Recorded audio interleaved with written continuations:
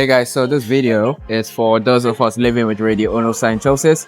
I haven't officially made a video like this on YouTube, but I've made it on TikTok, I've made it on my Instagram account. So basically the range of the next few exercises I'm going to be showing you are all the exercises I have been doing in particular to help me grow my biceps.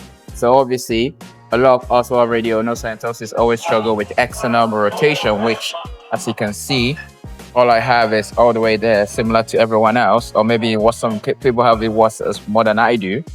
But the idea is you can do a preacher dumbbell curl. So you have the angle. If you don't have this in your gym, you can use an inclined bench as well. What I tend to do is, obviously, this is a 10 kg dumbbell. I press my armpit into the pad. I can get that stretch. Obviously, because we don't have external rotation, I can't fully rotate my arm. But what I tend to do is just lean into it literally and just go for it. Good squeeze at the top, a nice control. Allow the fibers to stretch and come back up into it. So this will be my first set. I go 3 sets of 4 to 15. Depending on the weight, that will depend on how many reps I go for. But sometimes I do push myself to really go for as many as possible. So we'll do it on this arm now. So same principle, shoulder in. So once you sit down, get your position in, and then you can come all the way up. So that's one variation of a bicep exercise that I have been able to adapt to help me grow my biceps while living with Radioulnar Synostosis. So the next exercise on the list is hammer curls. So when it comes to hammer curls, this is one of the best exercises I would say we can use to grow our biceps, because if we think about it, since we can't externally rotate, we can do this instead. My music is too loud. So, as I was saying, so for this one, all we want to do is pick a weight comfortable for you. I tend to go quite heavy when I do hammer curls because it's very nice and I really enjoy the movement. So, ideally, by principle, they want you to tuck your elbow into your body and you just want to use the bicep to contract that go all the way up and come back nice and controlled. So, that's basically how you do that. So same again, 3 sets 10 to 12 or 3 sets 12 to 15, depending on how it is. Obviously, I've gotten a lot of questions where people saying, oh, one arm can grow or this and that.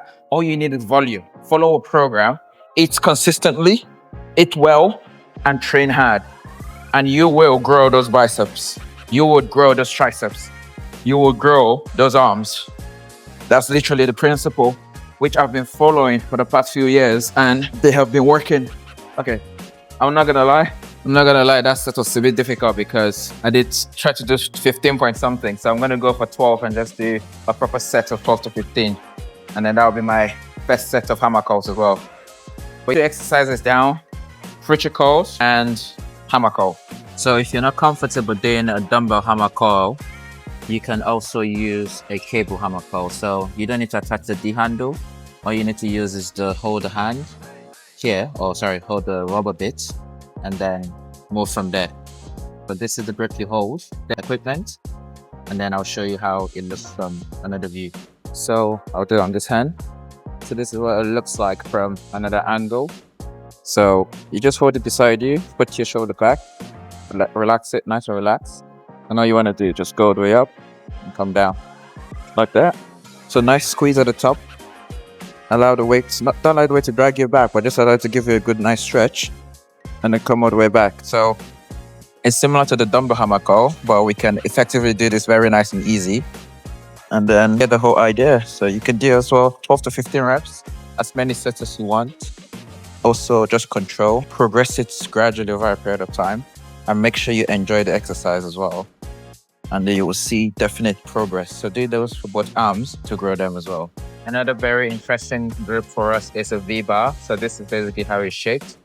And based on the fact that we can't externally rotate fully, it perfectly sits into that formation. So nicely angled. And all we need to do is basically hold it out and bring it out. So that's another variation you can use for hitting your biceps while living with Radioulnar Synostosis. So it's really easy, really straightforward. I'll show you one set as well so you can know where to put your body. And obviously in this case scenario, I would always advise you not to go too heavy, because if you go too heavy, that's where you start to feel a lot of pain in your arms. So you don't want that as well. So as you can see, so once you engage by side all the way, so that's another variation you can do as well. Okay guys, so the last variation is going to be the easy back hold. So this one, a lot of you might find it a bit difficult to do. It depends on your pain threshold. I'll say that with a pause, just because when I mean pain threshold, I'm not saying you should completely destroy or push your wrist rotation to the optimal worst, but what I will tell you is you can, to a good extent and level, still use the EZ bar to get as much growth on your biceps, regardless. So, similar situation with the V bar. All we need to do is attach it to the cable, choose a specific weight that you can complete, and after that, you should basically be able to do that variation. And I'll show you one set. I normally use an inclined bench press. I think I still have an old video. I'll try and pull it up and put it into this one. But if not, I'll do it standing so you can have a look and see what it looks like. So, vice clips, as you can see, and just gonna engage. So the way I like to do is think about it similar to deadlifts. I know this is a bit different from deadlift, but there's a way you position your arms, even though we can't really externally rotate them, that just makes you feel locked in place. And all I need to do now is leaving my biceps as tight and close as possible to my body. All I want to do is just contract. So with this one here, I'll say I'm already feeling the pain in my elbow. So that joint in my elbow is hurting. But I would go lighter weights with good amount of reps and nice control. So when you're using the low incline bench press, it feels so good, but standing it feels alright as well. So it depends on which one you prefer. But so squeeze over and actually down.